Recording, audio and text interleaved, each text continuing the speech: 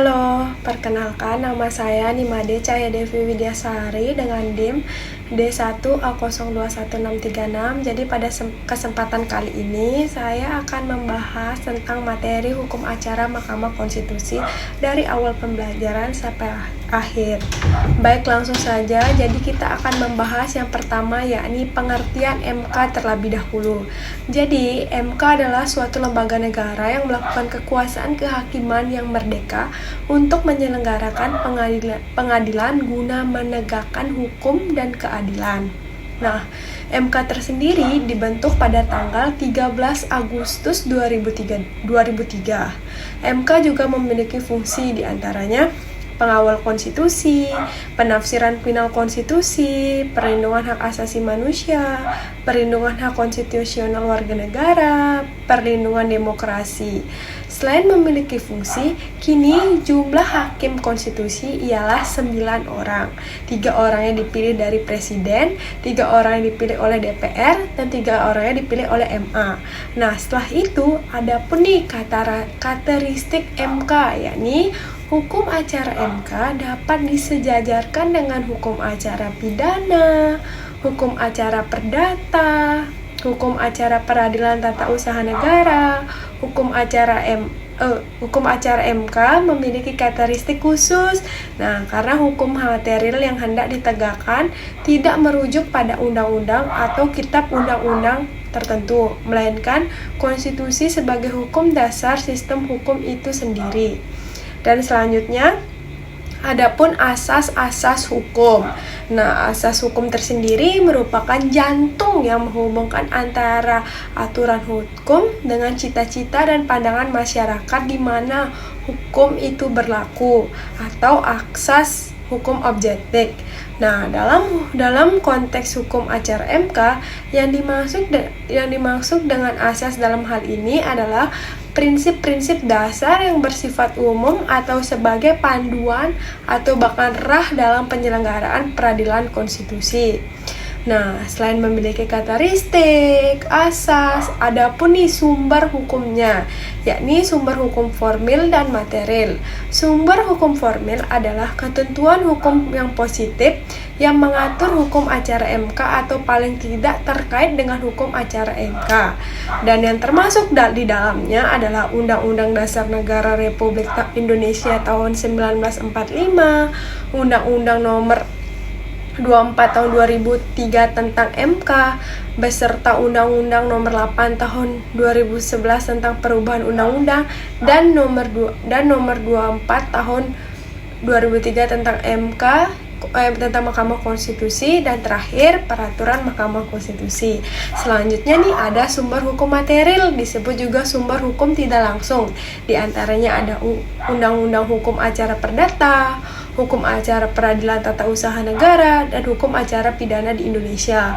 Yang ketiga ada pendapat sarjana nih atau doktrin. Yang keempat hukum acara dan yuridis MK negara lain. Nah, selanjutnya nih ada wewenang dan kewajiban MK.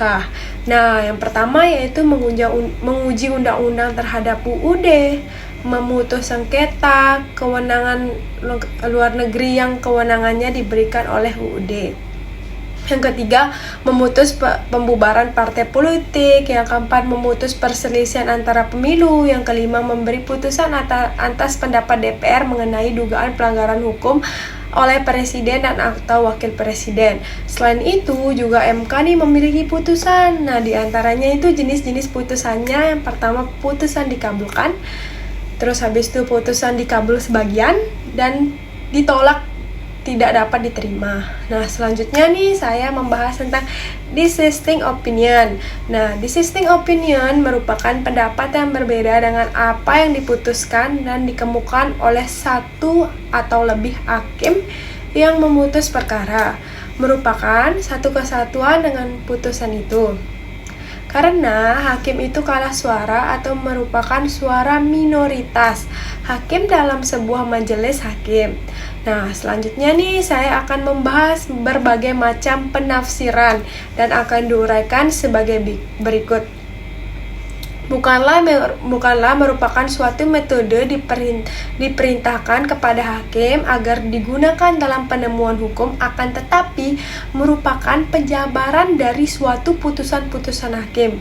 Dari alasan-alasan atau pertimbangan yang sering digunakan hakim dalam menemukan hukumannya, dapat diidentifikasikan beberapa metode interpretasi. Sajipto Raharjo mengutip pendapat Fitzgerald mengemukakan secara garis besar interpretasi itu dibedakan menjadi dua. Yang pertama, interpretasi harfiah merupakan interpretasi yang semata-mata menggunakan kalimat dari peraturan berbagai pegangannya. Interpretasi harfiah merupakan interpretasi keluar dari literal legis. Nah, interpretasi fungsional disebut juga dengan interpretasi bebas, karena penafsiran ini tidak mengikat diri sepenuhnya kepada kalimat dan kata-kata peraturan literal legis.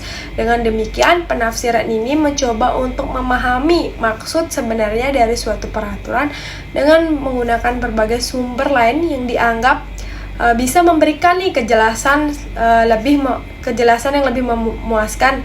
Selanjutnya, pemahaman tentang pengujian formil. Nah, merupakan pengujian suatu produk hukum yang bukan dari segi materinya.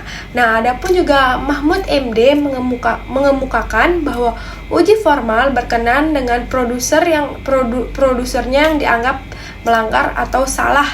Nah, kesalahan produser atau mekanismenya, misalnya pembuatannya tidak menurut tingkatan-tingkatan pembahasan atau tidak quorum, dan ada juga semacam kekaburan persepsi bahwa MK cenderung lebih dekat dengan uji material dibanding dengan uji formil gitu.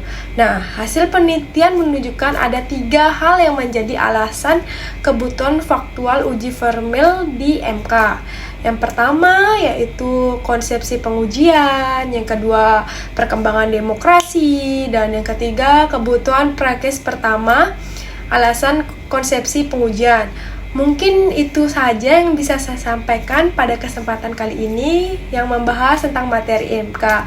Kurang lebihnya saya minta maaf apabila ada kesalahan kata. Terima kasih. Bye-bye.